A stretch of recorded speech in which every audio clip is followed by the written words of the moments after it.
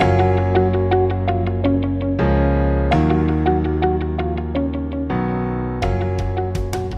guys, Mo the dog trainer, and today I just want to give you a little tip on when you're giving your dog something of high value, like a bone, a treat, a toy, and you want to take it away or you want to teach the dog to give it to you.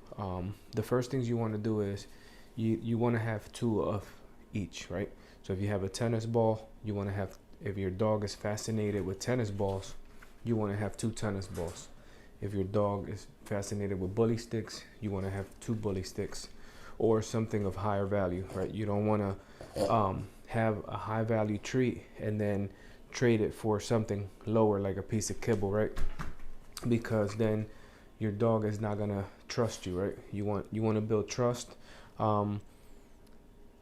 and you want to avoid your dog like trying to grab it for themselves or even swallowing something that you're trying to remove from them. So basically what you can do is, if you're going to give them a bully stick, for instance, she loves bully sticks, so I'll give her a bully stick, but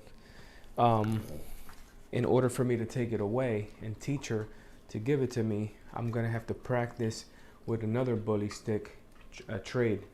This is like a trading game. So basically I'll let her chew that for a little while I'm training her, and then I'll let her know that I'm approaching her by saying her name, honey, thank you, and then I'll say thank you, and then I'll give her this one, right? So the word thank you for me is like drop it. I just don't say drop it, I say thank you.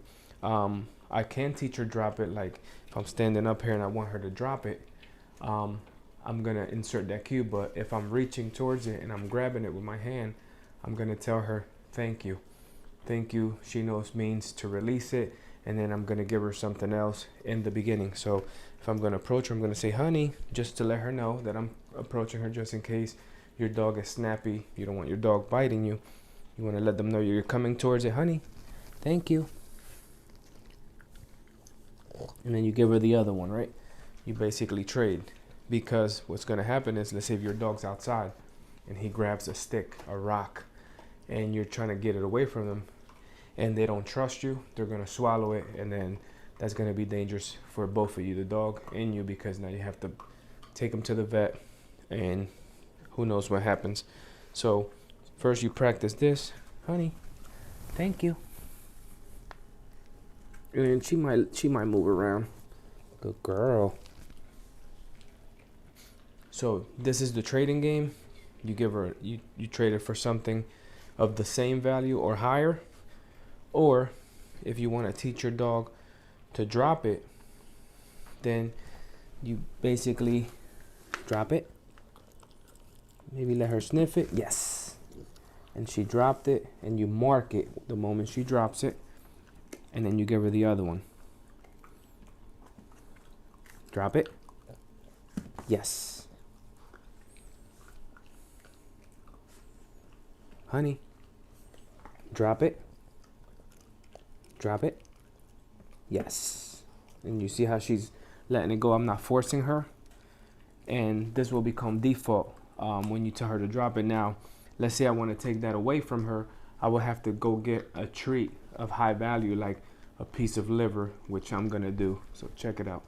All right guys, so like I was saying, you want to trade toys with something of the same equal value or higher.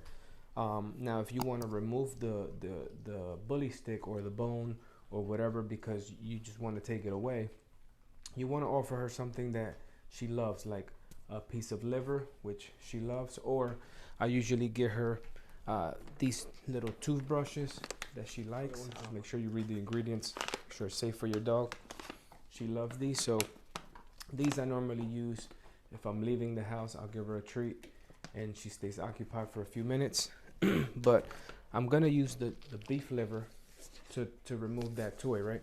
So I don't want her to know that I'm opening this, because then she might just drop it. And then I'm gonna take a piece of liver out, and she's probably gonna smell it because she got a good nose.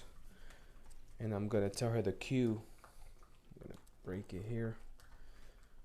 Honey, drop it. Yes.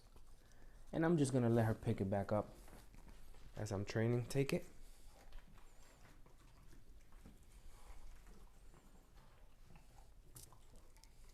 Honey, drop it. Yes. I don't know if you can see there. Let me just put her this way. Take it. So as you can see, I'm telling her to take it, and then I'm telling her to drop it. So there's 2 cues there. Honey, drop it. Yes. And then you can grab it, and then just give it back to her. Take it. Drop it. Yes. And then grab it, and then take it. And then I'm just gonna break this up in 2 pieces, and I'm just gonna remove that toy from her, and I'll give it to her later. Honey, drop it. Yes. Take it. Take it. Boom.